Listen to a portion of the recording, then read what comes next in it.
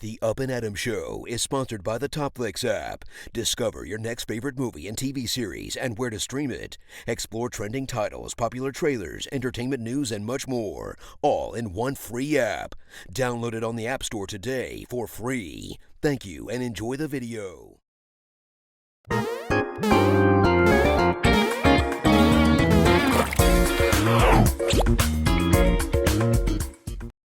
Man, good. So is this a YouTube channel as well, right? It's YouTube, or is it just a podcast? So I used to do it strictly as a audio only. So I actually started doing the like videos back in December. So like you're like one of my first few guests I've had on actually video. But before that, it was just audio. Honored, man. I'm very honored. Very cool. I hope I don't ruin it. I hope I don't ruin it for other guests. I hope people will still come on after I've been on. Are you crazy? More people.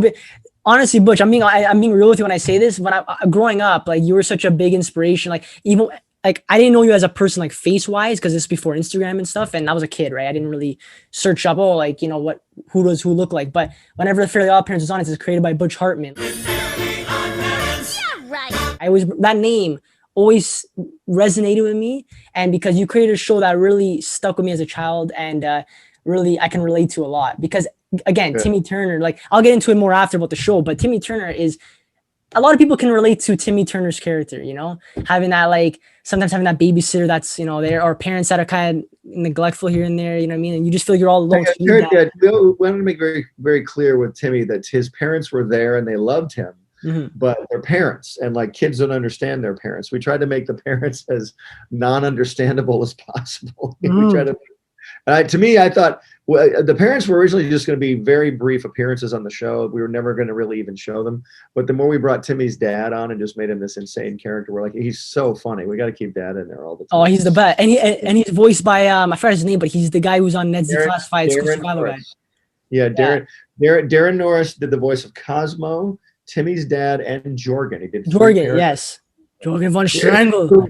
He would do hello, puny fairy. He would do that, and then he would do Cosmo's voice, and then which I can't really do, and then he would do Dad's voice. Hello, Timmy. And you're pretty good at the voice. Yeah, you see, look at that. You should have been a voice actor. I've done the voices before, but I'm just imitating the great Darren Norris. He's so talented, and he's awesome. Yeah, we had the great Tara Strong on there as Timmy Turner, and Gray Delisle as Vicky, and we had Carlos Ellis. Vicky is Mr. Crocker. Admit it, you have very good parents. Yeah, I saw him on Instagram. Actually, I was watching him do how to do that voice. Apparently, it was different when he first started. Then he evolved. He put a bunch of people together to create that voice. Yeah.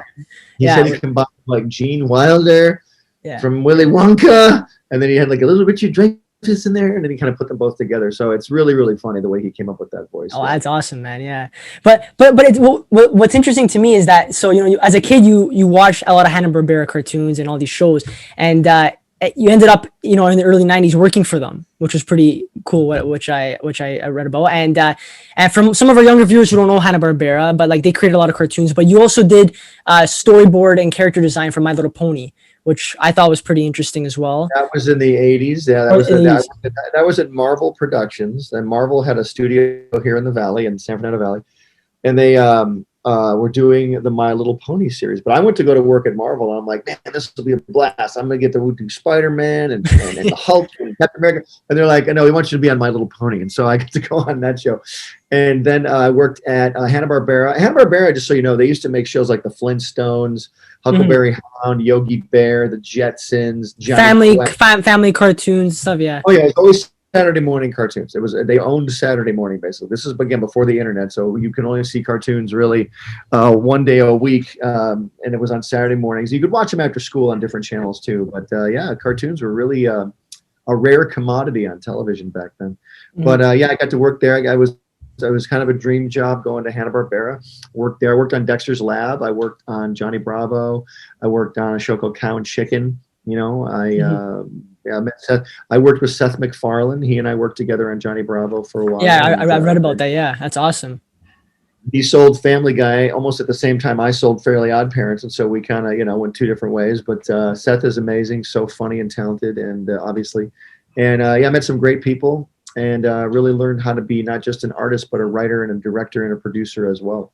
Yeah. So I'm guessing that was a big opportunity working for Hanna-Barbera and stuff. That must have been really cool. And at the time that you actually created like Dexter's Laboratory, Johnny Bravo, Counter-Check, and all these shows, that was an era when animation was rapidly growing and the technology of it was rapidly growing. And then this kind of, I guess, really launched it to a bigger audience, right? Because this is like the 90s now when it's like cartoons are really becoming a big sensation thing, right? So did you ever think to yourself that like at this point in time that you made it, like that, did you ever think you were gonna reach these sort of heights at that time? Oh, it's funny though. Cartoons became a lot bigger as cable got bigger because when I grew up, originally when I was first born, there were only like 3 channels on TV. But then cable showed up, and cable made not just took just suddenly there were hundreds of channels on TV, all needing content. So then you had things like Cartoon Network that were getting really big, and Nickelodeon and things like that were just needing content. And so that's where a lot of more opportunity for cartoonists and artists came from. Did I think I'd reach the heights when I got to Hanna-Barbera? No, I always knew there was something bigger.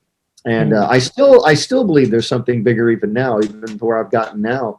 I still want to do so many more things. And, the older I get, the more experience I get. And so, we're learning a lot more as we go, but still having a great time. And we got a bunch of new projects coming up. Hopefully I'll be able to talk about them pretty soon.